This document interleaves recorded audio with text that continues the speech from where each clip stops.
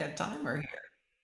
Welcome back to your Daily Dose. My name is Robert. That's my pal Susan. Susan, you said we were doing what we did before we dosed, which was having an interesting conversation no one was hearing. What did you hear? What should we be sharing? It's like, oh, I wish we were recording this. It was a comment that a fellow DJ gave to you about teaching people what will help them be successful when they're in a presentation mode. Excellent. Yeah. So I was a DJ for a long time, cruise ships and clubs and then weddings and parties and corporate events, all that. And with the cross there came then in my performance side when I was doing a lot of auditioning for commercials and TVs and movies and stuff. And what I learned when I went from actor to director was it was so interesting to sit on the other side of the table and recognize that in an audition situation where as an actor you're entirely terrified they're going to hate me, they're talking meanly about me. The truth is the director and anybody else involved wants nothing more than for you to be brilliant. You know why? You just made their job easy. If you show up and are successful, they're so excited, they're cheering for you to be great. So that mindset when you walk in the room or when you walk onto a stage, same thing as either a stand-up comic or a presenter of any sort. No audience member sitting out there going, boy, I hope this sucks. I'd like the next 45 minutes to be really uncomfortable. Because watching someone fail is personally uncomfortable, It is, right? yeah, Painful. yeah, yeah, You yeah. know, nobody wants to see someone do terrible. I mean, I shouldn't say nobody, there are trolls, I guess. But for the most part, we want to be entertained. We want to see people be brilliant. So it's go with God. Go up there and be your brightest self and be vulnerable so you can be. So,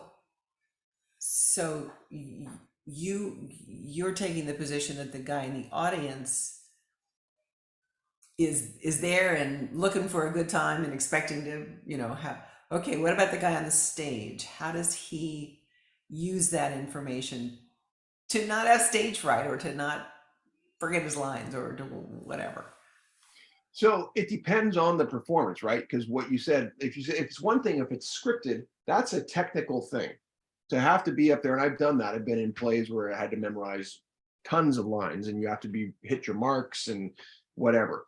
That is getting lost, and then in that case, the best information I got was from a director who said, know your lines so well you can forget them.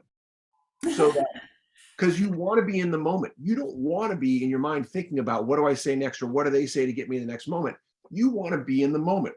You Yeah. want to forget anything is real except for the environment you have. And that's what people are there to see. They're there to see someone lost in the moment.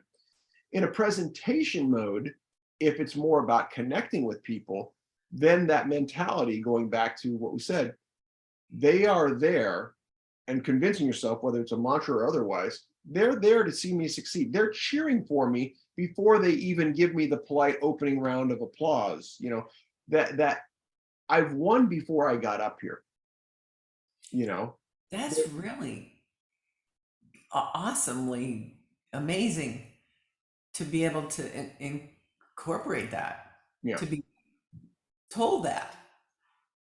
Yeah, Well, hopefully it's a relief. yeah, and not a high bar that you think that they've set for you, but rather a delight that you're there and that you're gonna come do your thing with them and for them, and hopefully it's empowering. Yeah. And none of it is to take away nerves or to say that those things aren't real. Of course they're real. And you yes and those too. I mean, your heart's beating out of your chest, you feel like you're panicking, and then you make your first connection. This is where you lean in. You say yes and to the person in front of you. If they're not smiling, you smile at them. And watch, they'll probably smile back. So you see, in the comedy world, stand-ups a lot of times start talking to somebody. They're developing That's right. Yeah. before, right? Yeah. Hey, Oh, I yeah. got 40 minutes up here. I need some friends. What's your name, pal? You and Hmm. me, we're gonna be good.